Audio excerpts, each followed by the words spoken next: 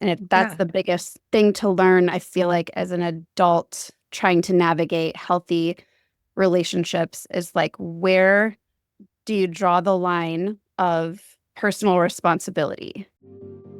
Welcome to Heartbreak to Wholeness, the podcast helping you heal from the mindfuck of narcissistic relationships and move towards the secure, peaceful woman you want to become.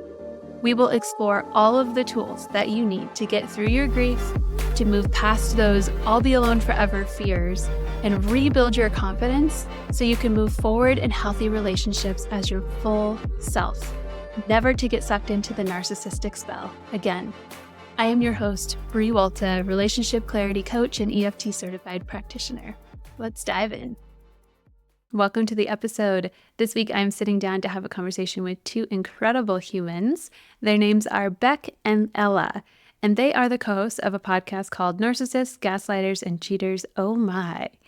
And we're talking about codependency, what codependency actually looks like in real life relationships, and how we have all struggled with codependency, still struggle on some level with pieces of codependency and what that looks like.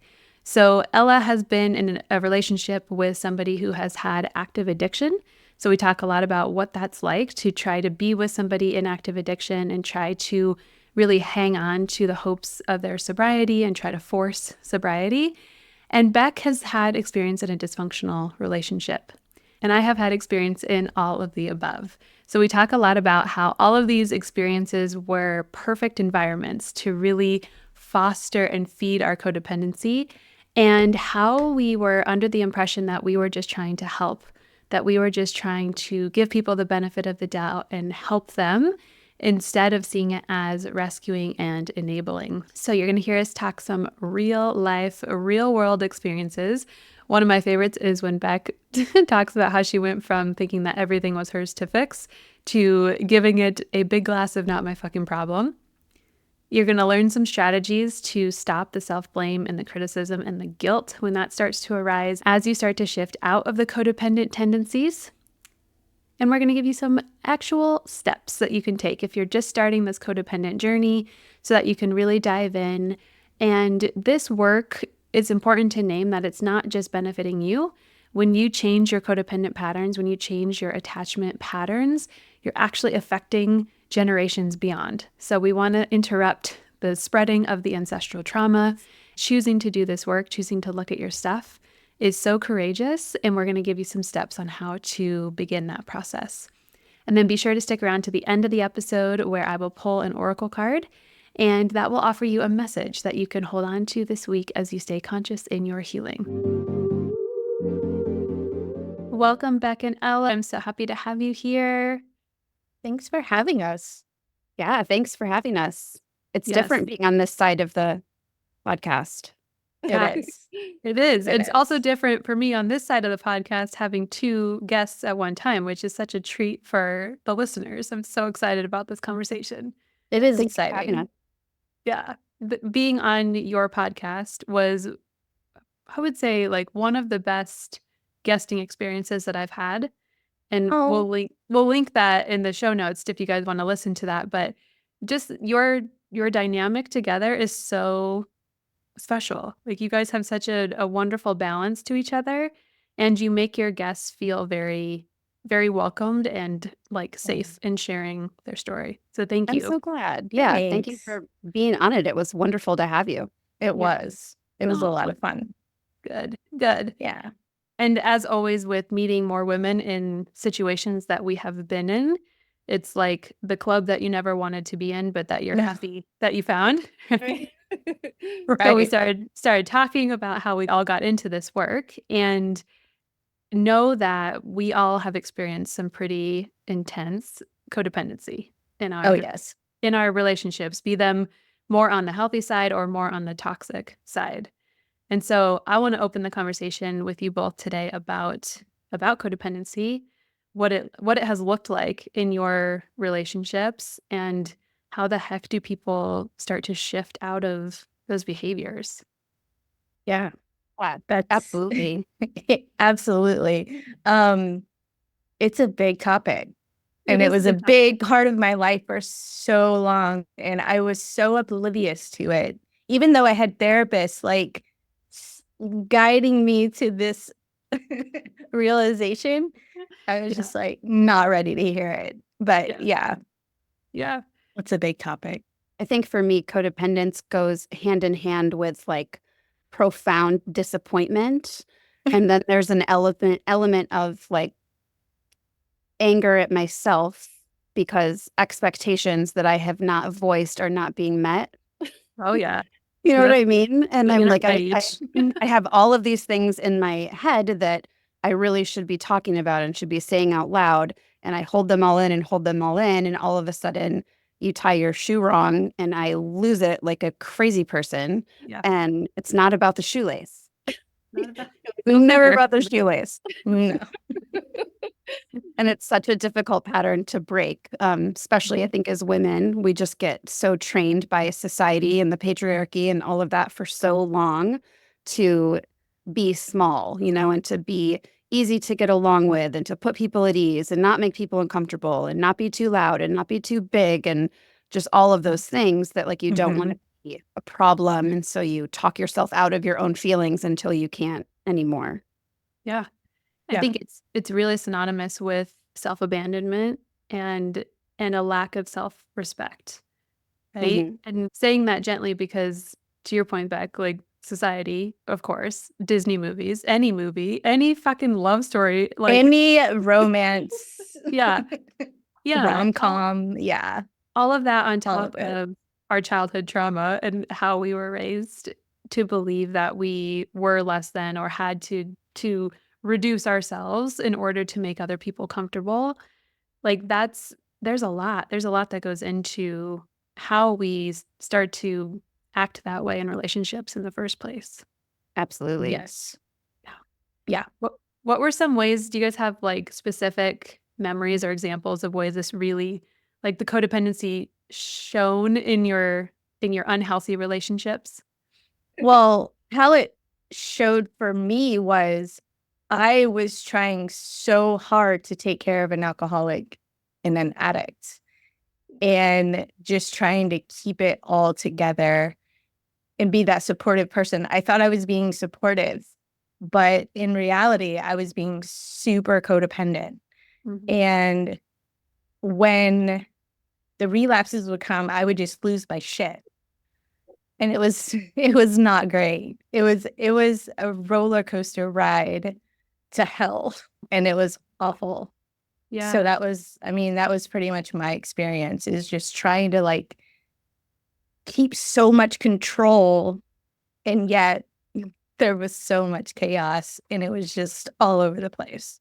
Yeah. Because what codependency tells us is that the other person needs to be okay in order for me to be okay. Right? That's like the baseline description of codependency. I'm dependent on you being okay in order for me to be okay, which means I will do my damnedest to make you okay. Right. My own safety, right? On the subconscious level that we're telling ourselves that. Right. Codependency to me, before I learned what it actually is, people always say it's like the need to be needed. And so it never resonated with me because I would rather not be needed like that. You know, so it's like it didn't feel like that was what it was for me until I like learned more about it. Because it's really not. I would much rather not be the one that's feeling like they have to be in control or they have to be making things happen or they have to be holding everything, you know, together by sacrificing their own wants and needs. But it's different than that. It's bigger, like you said, of like the needing for the other person to be okay. And that's not on you, that's on them.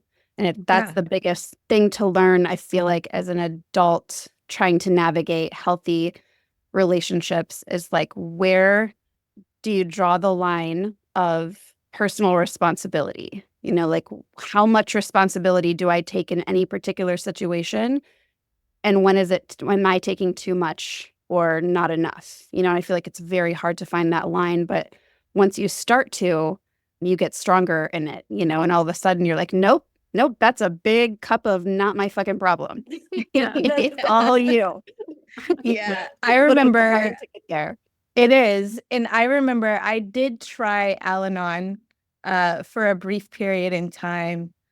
And I just remember, I mean, their whole thing is just letting go and letting them do whatever they, they're going to do. And I had such a huge problem with that. I was like, I can't just sit back and watch her destroy everything. Like, I can't do that. And that was because it's taking you down with it, right? That's where right. the line comes in too of like, am I going to let us just lose our house or our Right.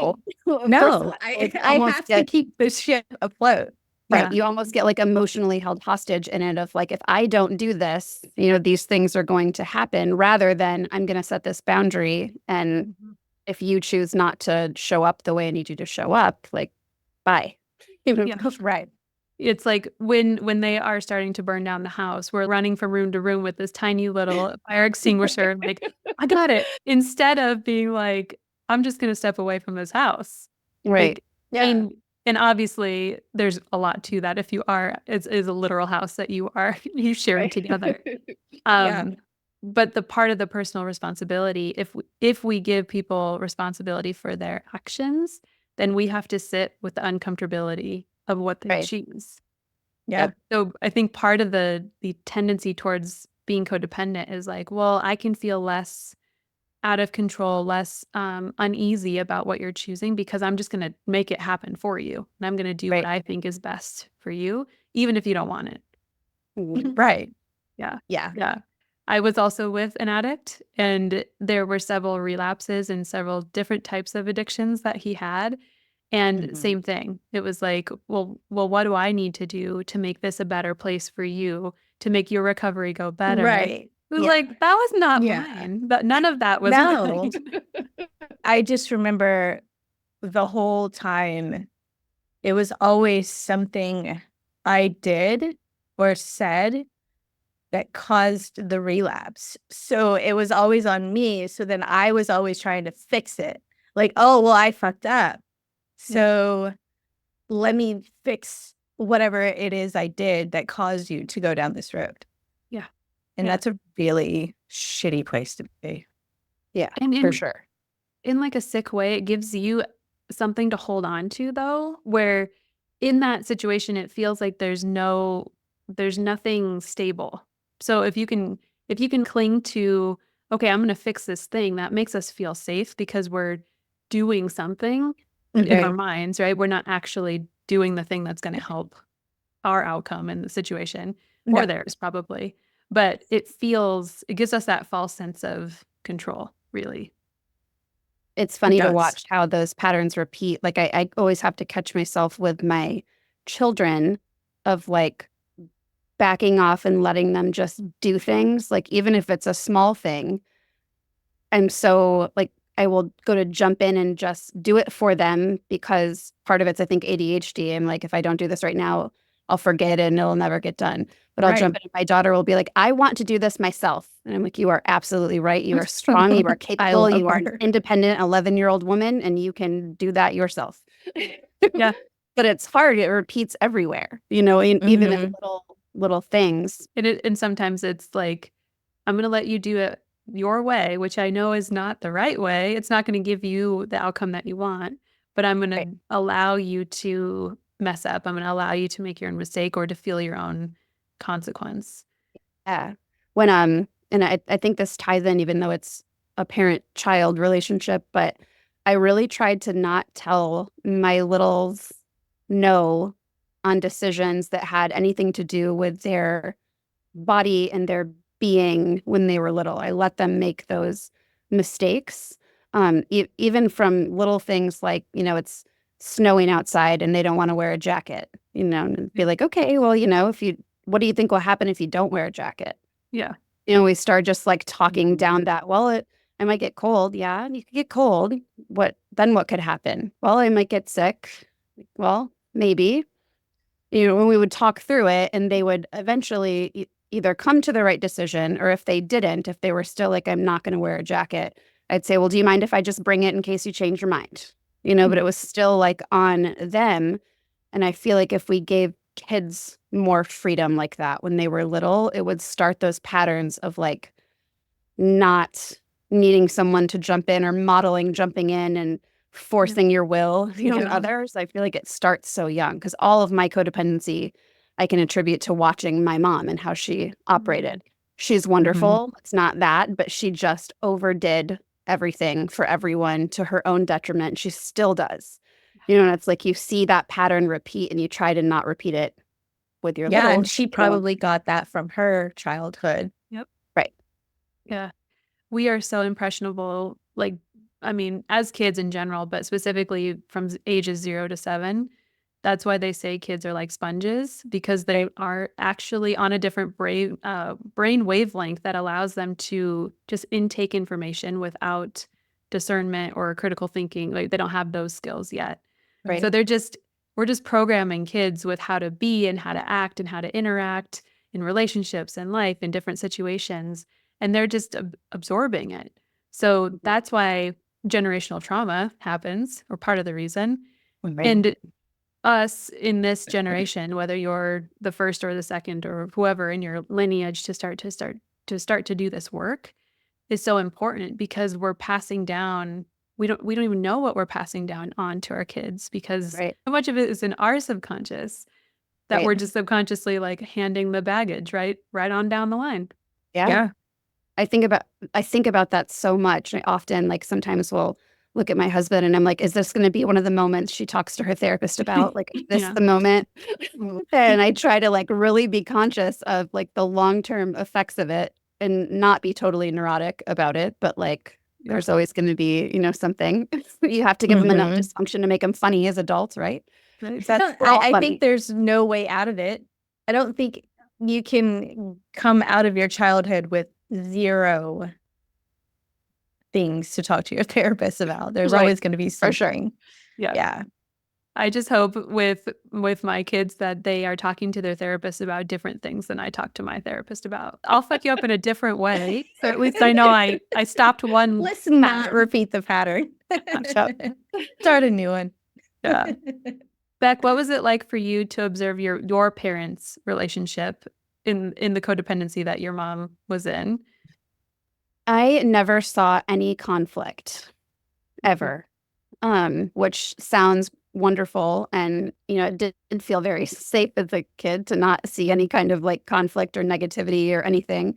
And it wasn't until way later, when I was an adult and friends with my mom and could see it from a different lens, that there was lots of problems, but they just didn't ever, display. It's like you have to have those disagreements or those frictions in front of kids in a healthy way so they can learn how to conflict resolve.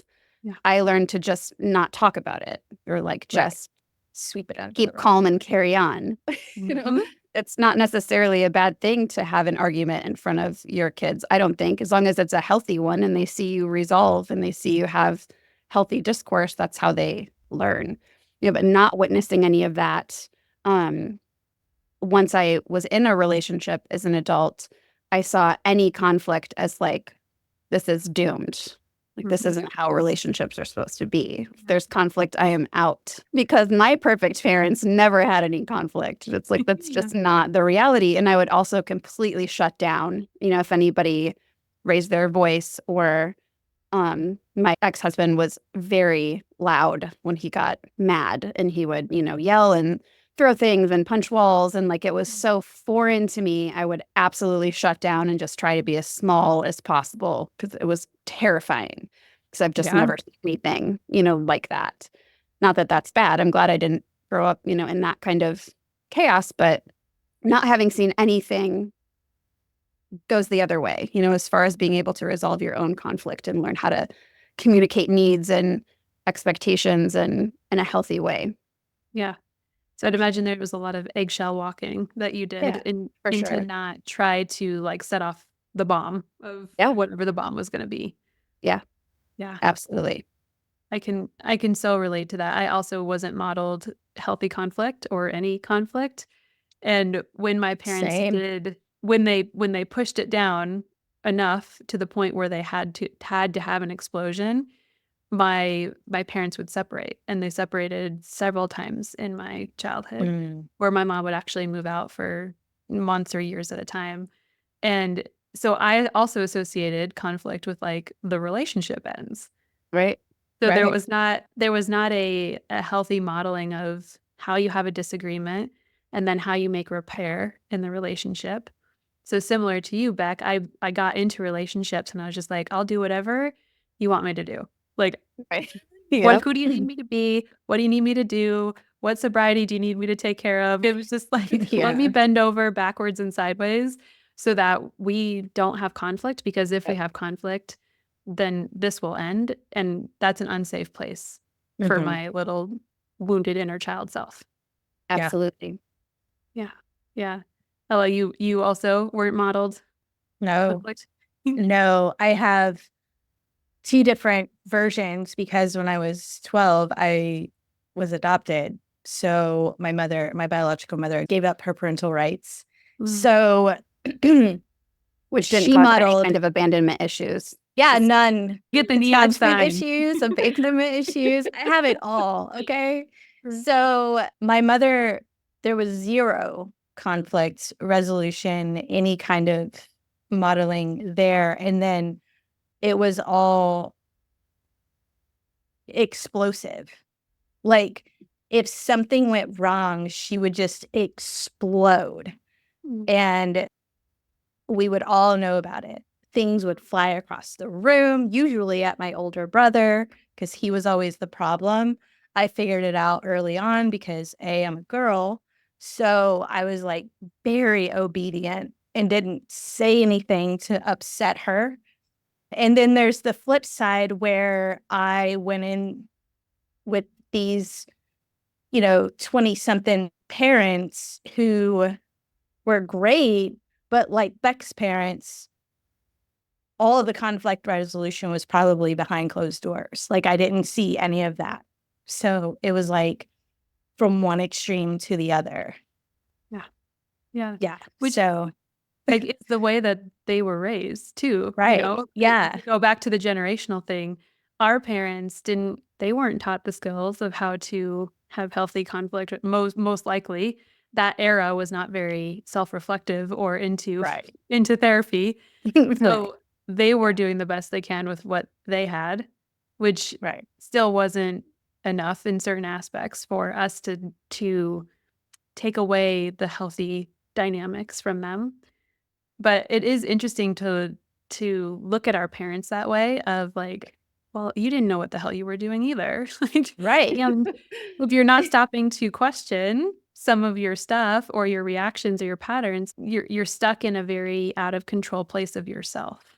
I like to like remind myself that they didn't have the internet. Yeah. Like even for little things when, kids are little and they're teething, like what do? You go to the internet, right? And you text, what do I do? Or you search, what do I do with this teething infant? They didn't have that resource. So it's just asking the people around you, right? And so like what answer to make it? Well, just throw some whiskey on their gums. Right. There's no other voice of reason or body of work that you could look at or like any other opinion. And it helped those things to repeat over and over again because it's lack of information.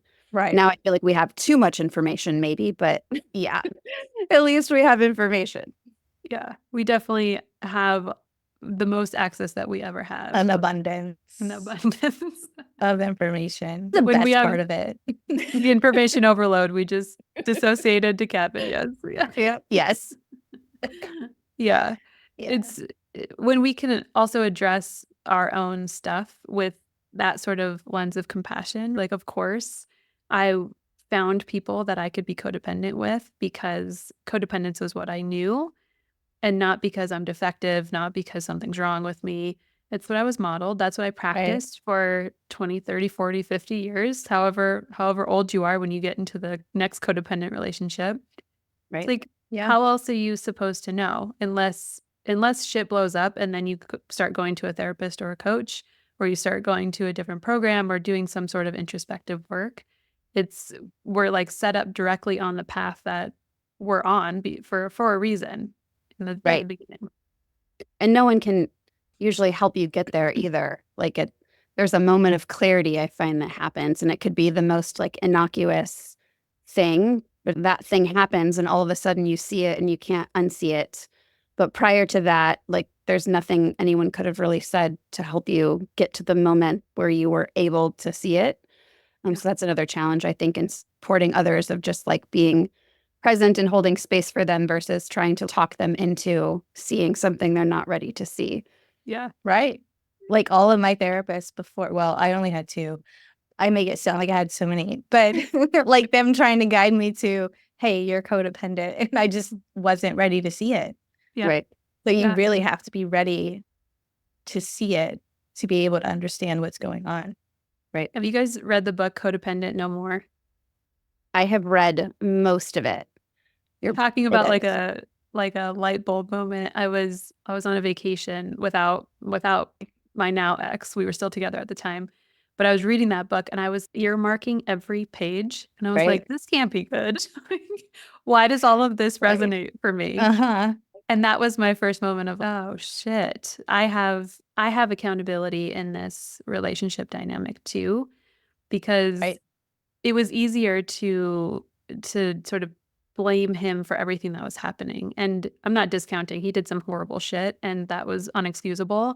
Yeah. But I also played a role in the dysfunction, in the not having boundaries, in the taking too much responsibility, stepping in when I shouldn't have, not leaving when I should have, all of these things. And I had that moment. I was like, oh, fuck. Like, I have a lot of work. I have a lot of work ahead of me, regardless of what happens in the situation, because I was still unsure if I was leaving him at that point in time.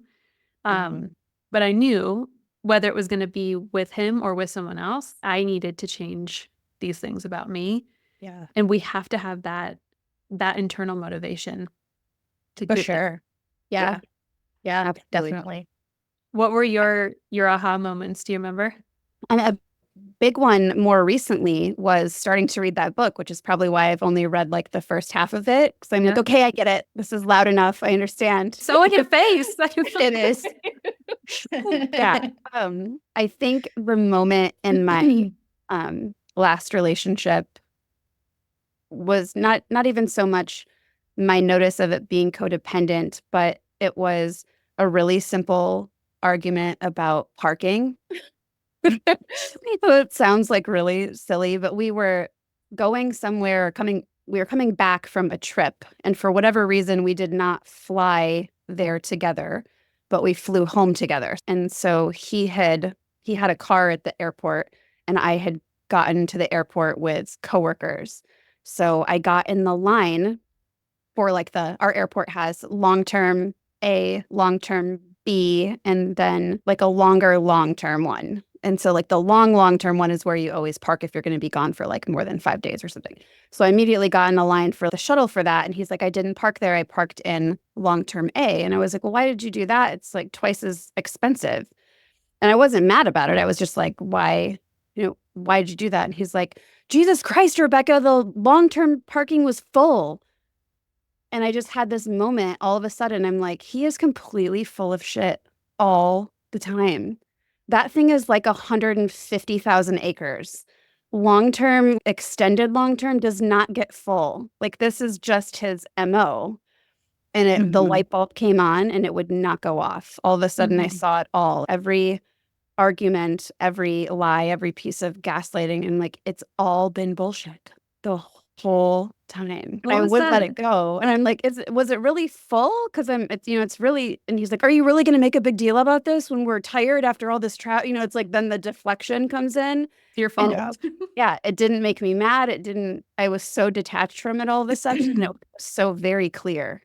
Like I have been buying this line of bullshit for so long, and his default is to immediately lie, even when it's not of any kind of consequence. It's not a big deal. Like he does not know how to tell the truth, even in small things. And it was, from that moment on, it was the moment of clarity.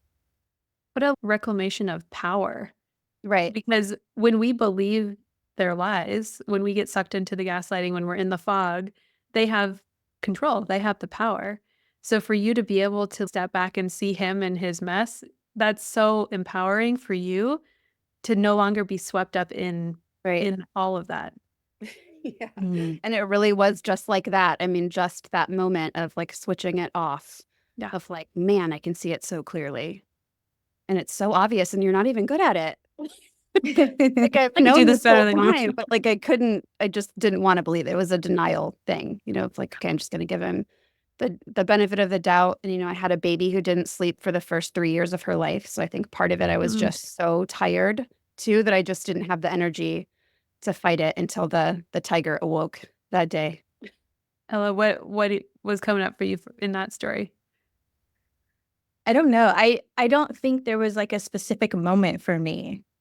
I think it was post, like after I had already moved out and was going through my own healing journey, when it just, my therapist maybe brought it up, and then she gave me a book. I think I have it right here. It's The Making and Breaking of Affectional Bonds. He kind of touches on codependency in there. Mm-hmm. And then Healing the Child Within, I was reading that, and it really talked about codependency. And so many things were resonating in those books. Yeah. That I was just like, okay, I get it. Yeah. Okay. I have to be accountable for some of my shit. Mm-hmm. So, well, all of my shit, but not all of it. We'll start with some of it.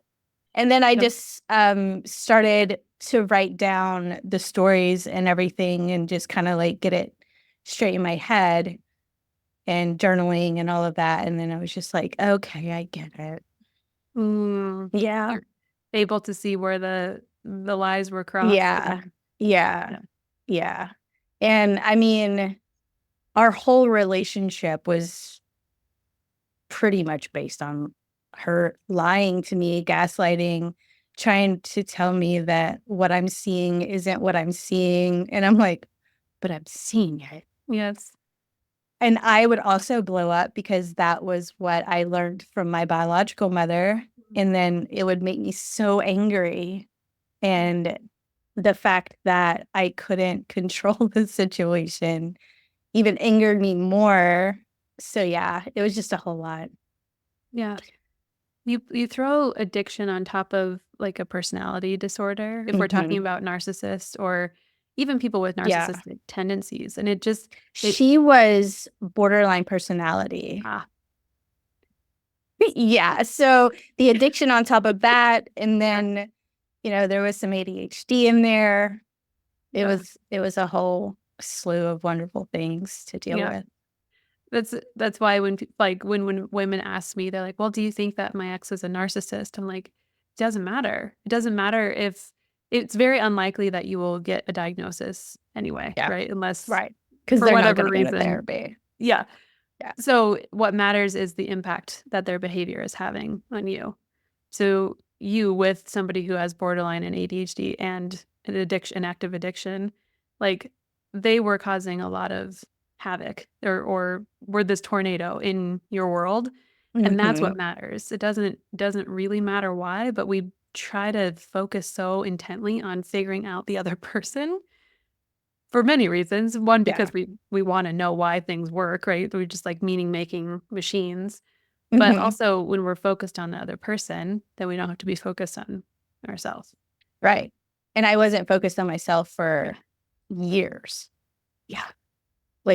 A long time. So that's when, post leaving her, that's when I started to realize and it started to all come into focus. Yeah. What my role was. Yeah. I think you lose yourself slowly too. It's not overnight. I remember going grocery shopping like the first time after breakup, and I'm putting stuff in my cart because it's something he liked or this is something the kids like. And I'm like, I don't even know what I like to eat. Because all of these things that I do are based around other people. I don't even know if I like this or not. Like I didn't even know what to buy. Yeah. Same. Just me. I had a similar experience where it was a weekend. I woke up like on a Saturday morning post breakup, and I woke up with so much relief. I was like, oh my God, he's not next to me. I almost felt like I was going to wake up back into the nightmare. And then he wasn't there. And I was like, oh yeah, we're not together anymore. And then I got up and I was like, oh my God, I have all day Saturday and all day Sunday to do whatever I want to do. And I was like, I don't know what I want to do. I don't know even what I want to make for breakfast. It was Right. And it was really starting from scratch to figure that stuff out again, because Mhm. it had always been like, well, what do you want for breakfast? What do you want for this? What do you want for that? And partly to avoid the conflict, it was just like, well, I'm easy, right? I'm easy Right. going. I'll do whatever, Mhm. which Yeah. is such bullshit. Like, we're not, It is. everybody has needs. I don't care who you are. And Right. the easygoingness is a protective mechanism on some level. For sure. But I had to start with a literal list in my phone where anything that I did that felt remotely good, like drinking coffee. I wrote down, I like to drink coffee. I Hell like yeah. coffee without milk in it. Like, and I had to get very, very basic with it. And then it expanded to bigger things.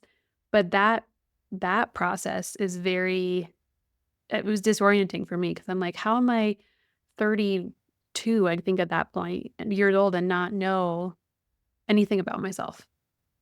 Yeah. Yeah, absolutely.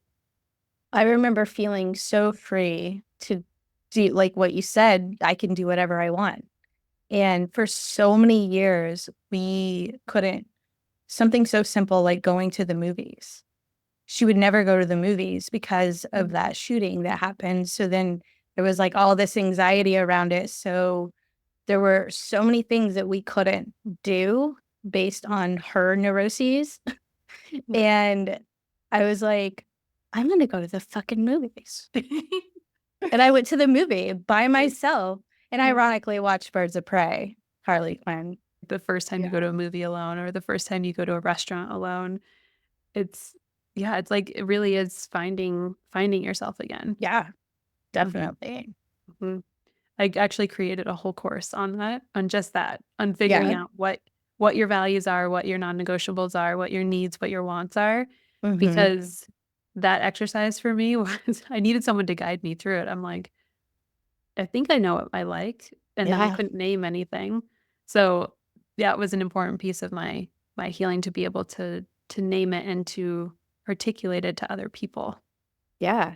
Yeah. Remember, my therapist said to me, talk to me about a time where you felt like your emotional needs were being met. Crickets. Crickets. I don't even. Like, what does this even mean? Right. That's right up Yeah. there with love yourself, right? When people Right. say that, you're like, you go a little cross-eyed, like, I think I love myself. I don't even know what that even means. It's Right.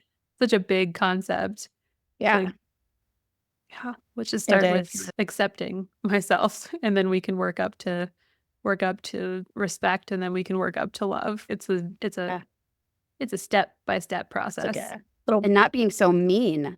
Like, Right. I would not hang out with someone who talked to me the way that I talk to me in my head. Yeah. Like Right. I wouldn't Yeah. have a friend like that. Yeah. I don't want to be around someone like that. Yeah. And even just those types of unlearning, of not immediately jumping to self-deprecation all the time, or to being critical of yourself, and even just changing the way that you think, instead of, God, you're stupid, like every time you forget something. Yeah. Right. Like, there's a lot going on and you didn't forget a whole lot. Yeah. You forgot that Right. one thing. That's awesome. Flipping those types of things around start to have such a huge ripple effect on how you feel in your own skin. Mhm. And even the healing process, like I still beat myself up over how long it's taking me. And I'm like, I have to put into perspective. Okay, yes, it's been 4 years. Think about how many years, it's 40 years Yeah. before all of this, before I even started to think about Yep. this odd concept of healing. Yes. So I have to keep reminding myself, okay, it's okay if you don't have your shit together and all you want to do is just veg out one day and not do a damn thing. We feel like we have to have an excuse or be sick Mhm. or some kind of something just to not be Rest. crazy productive, like of every moment of the day. I really tried to model that. I don't think I ever saw my mom sit down ever. Yeah. And so if I'm sitting down, I feel guilty. Like I should be cleaning something or I should be doing something. Like, and there's all these things that need to be done. And I've really been conscious of not modeling that for my kids. Like, today we're going to watch movies in our pajamas today, and that's okay. And it's okay. It's okay. Yes. It's okay that there's laundry to do. It will be there tomorrow. That takes so much courage to do that, to recognize the pattern and to choose something different. And Ella, to your point about like, I've been doing this for 40 years. Think about, I mean, they say you do something 10,000 hours and you're an expert. So how many hours have we practiced the codependency? Like, that's a lot of fucking hours. So a lot of hours. So we it's are going to take more than 4 years for me to like get out of this. Yeah, for sure. So it's layers of healing too, right? We never, well, I don't know. My opinion is we never get to this like ultimate, I'm healed, fixed, these things never pop up place. Right. We just get more skilled at recognizing when they pop up and then making the adjustments to shift out of them, or making the apology that we need to, or taking the different action or whatever. We're just like, oh, I fell asleep there for a moment and now I'm awake again and I realized what I was doing. And we want to just make those periods shorter and shorter between sleep and wake so that we're not in a coma, but we're just taking a quick like power nap, not spending years with a person who we're acting out our codependency, but instead we're like, oh, I had a codependent moment, and letting that almost be the expectation that those pieces will still come in because they were so practiced. So we can put in the hours to learn the new pattern, the new skill, of course. And that's admirable and courageous and brave and all the things. Yeah. And give ourselves some grace in that process too. For sure. I wish I could attribute this to a person, but I don't remember where I saw it. But this woman was talking about, it was like a YouTube video. She was talking about trauma work, and she had like a trash can that was overflowing with crumpled up paper. And she's like, trauma work just takes each one of these things out, and she would like fold it 4 ways so it was flat. And she started to put it all back in. So by the end, all of that was overflowing took up like, a third of it, a trash can, versus it just like exploding all over the place. And she's like, these things are always there, but they take up less space in your psyche and your time and your energy. And they don't wreak this havoc of like exploding all over everyone around you and yourself. But once you've really worked on them and put them in a manageable size. And I thought that was like the best visual of it. Yeah. And it's funny how like I've always been very good on the professional side of identifying what's not working for me and working on it and overcoming it. Like when I was younger, it was very hard for me to take criticism, and I worked on that. I'm like, you can't be debilitated by criticism if you're going to be a leader and you're going to be successful in this very competitive field. And working through that and getting over it and moving on to where I can candidly talk about it to others that I coach or that I'm mentoring and helping in their career, to teach them how to do that. Like there's so many examples of that I could think of in my professional life. And then it's like in my personal life, it's totally different. Yeah. And to give yourself grace in that too, right? For sure. Like we can be the leader and the one that's taking charge in our professional life and then feel like our relationships are our kryptonite. That's something that I see all the time with my clients and that I experience too. I'm like, I'm smarter than this. I'm a much more capable person. Like, how am I in this situation with this ex of mine and feeling so like a shell of a person when I present one way professionally? Right. Yeah. What would be your advice for women who are maybe familiar with their codependency on some level, but haven't started really diving into the topic? What would you tell them? Get educated for sure. That's the first step. Yeah. Read those books, talk to a therapist, but then the work begins, education, like we talked about when you were guesting on our podcast. that's our first step, to attack things intellectually, but you can't just be in something intellectually. The next step then is to really examine your own stuff and do those things that make you uncomfortable. And you can start small too, with just like a therapist gave me the verbiage once to say, like, just say, when you X, I felt X. What I needed instead was X. Just like, and if you can't say that out loud, write it down, and just hand it to them. Keep a journal. You can pass it back and forth, if it's difficult for you to. But even with something that's very little, don't write it off as, well, I'm just choosing my battles. That's another one that I used to say all the time. It's like, no, it's not a battle, and you don't get to do that. And I still struggle with that very much. It's a lifelong unlearning, like we've said, but that would be my advice. Get educated on it, get what it looks like. Read that book that you mentioned. Codependent More is a really, really good one. The first half is, I can attest anyway.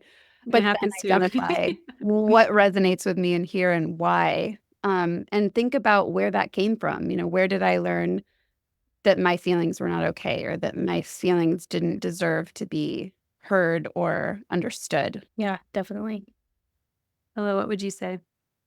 That, and then some of the things that I did for myself was, first and foremost, letting go of control, trying to figure out those places where I feel like I need to control things and be like, no, that's that thing. Don't do that. So being mindful of all the things that you're doing in a situation. Also, just accepting that you are codependent is probably the first step. Is just completely accepting, yes, this is me. And self-care is huge. So that was one of the things that was the hardest, was just learning how to take care of myself. Yep. And like all the things, what do I want to do right now? Okay, well, one of my favorite things to do right now is baths. I've become a bath person, and it's a whole ritual. Yeah. So like just finding those little things that like really make you feel good to take time out for yourself. Yeah.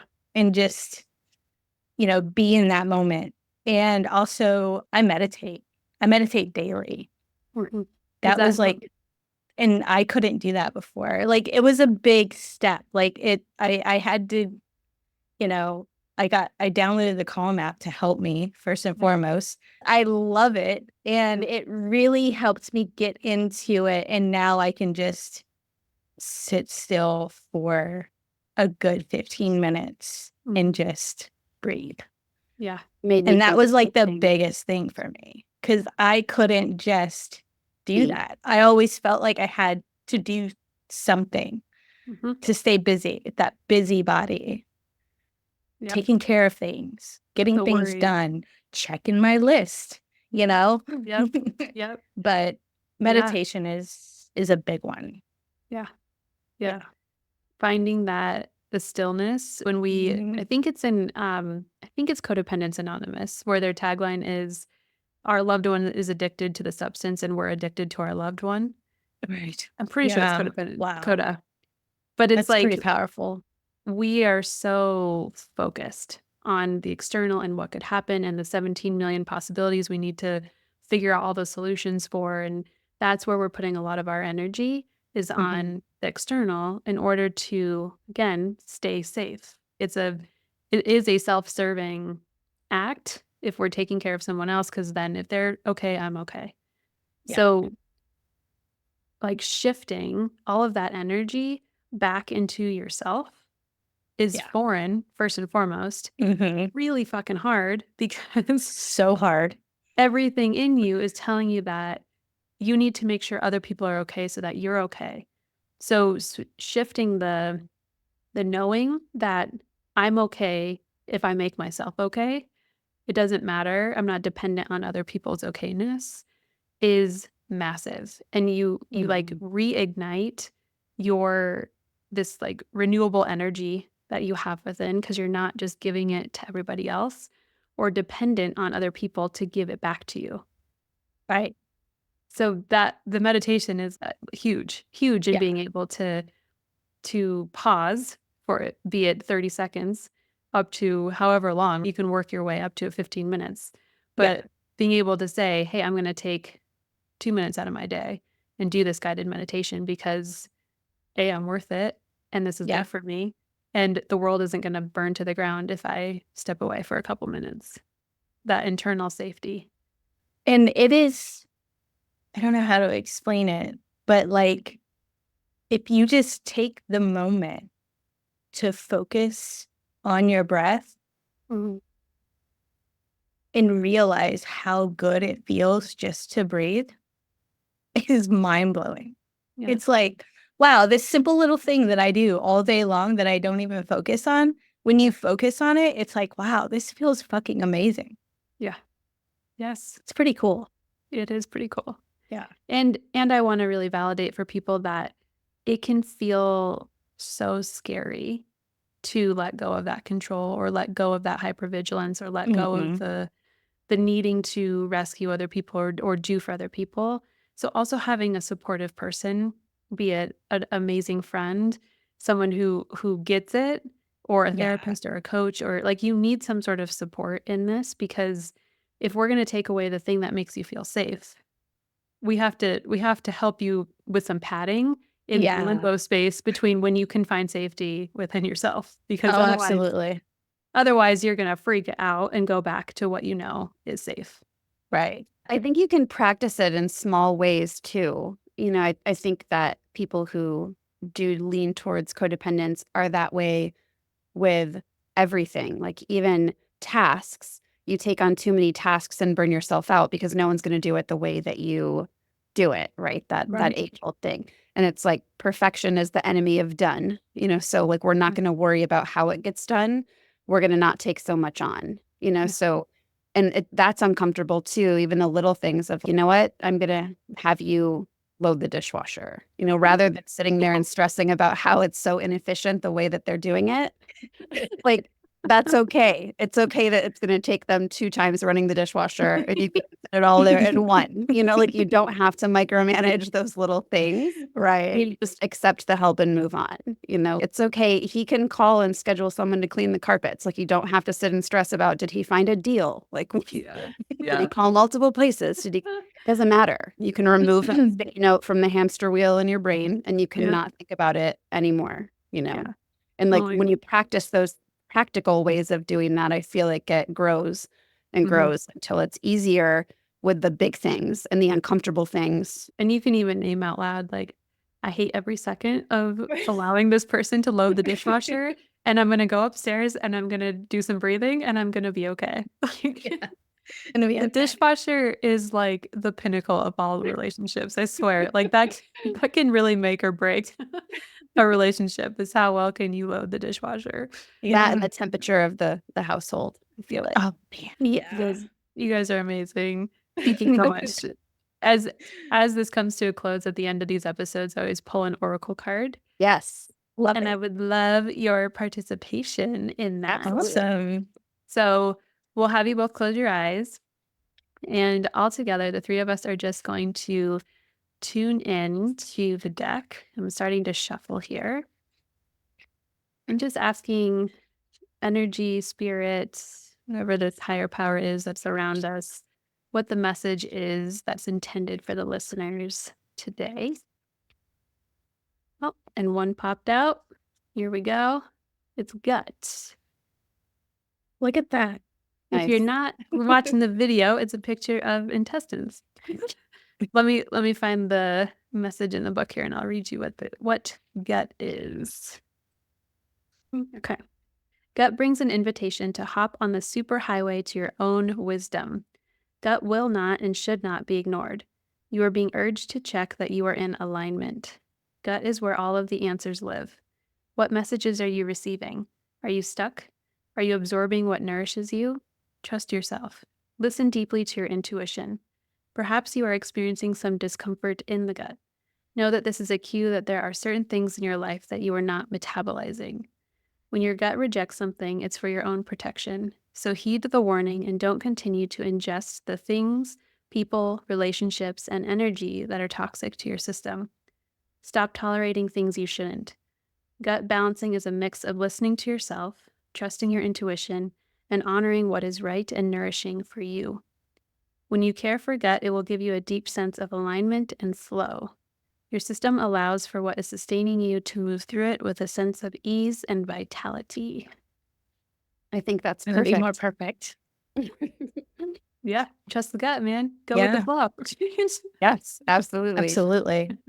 Well, ladies, where Love can it. people find you and the podcast and anything else that you've got going on? Yeah, you can find our podcast, Narcissists, Gaslighters, and Cheaters, oh my, on any of the podcast platforms, Apple, Spotify, Amazon. You can also go to our website, ngcompod.com, and that's where you'll find us. And our socials. We do have socials, Facebook, Instagram. It is at ngcompod. And I can guarantee if you are listening to this podcast and like the content here, that you are going to love the content on the Behk and LAH's podcast. So we'll put the link in the show notes. You can check out the episode that we did, the three of us together, and all of their other beautiful content. Thank you so much. This was so fun. Thank you. So much. I was so nervous, and then it just kind of melted away. Oh, good. Good. Thank you. Thank you so much for being here and for listening all the way until the end. If you are in the codependent camp, you know that you are in good company. I hope that some of our stories have resonated. I hope that you have found yourself feeling a little bit less alone in either having been with an addict, or if you are with an addict, or just other dysfunctional traits that you've seen in relationships or with your kids. Really, the purpose of these episodes is to share real shit so that you feel like you're not in it all by yourself. The beauty of this is that you can change. And just like any other pattern that you are starting to establish, or habit that you're forming, or practice that you're doing, the more that you come back to the work, the more that you practice the new way, the more ingrained the new way will become.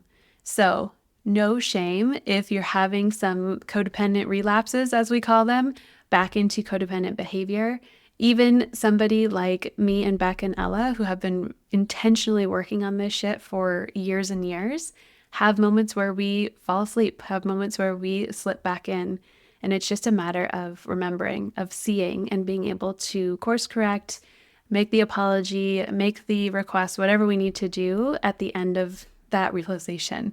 So keep going and come back and use this episode to revisit those strategies to help when you start going down the self-blame and the guilt and the judgment lane, and to revisit the steps that you can take if you're just beginning your journey of finding that community, of finding that support, of being able to find the right books. You have so much available to you at your fingertips. Remember, you are not alone ever. And if you enjoyed what we're talking about here and you're like, yes, I think I need to start to do relationships a little bit differently, I have a freebie called the Relationship Reset Guide. And this guide is going to really walk you through how to communicate your feelings without feeling guilty, how to navigate triggering moments without that immediate reaction and then compulsion, how we can take some time and space to regulate our nervous system and make a more mature decision, and how you can feel secure on your own so that you're not anxiously clinging to people or things or situations in order to feel okay. That is a totally free resource. The link is in the show notes. And as always, this podcast is for you. You are not alone. And I will see you in the next episode.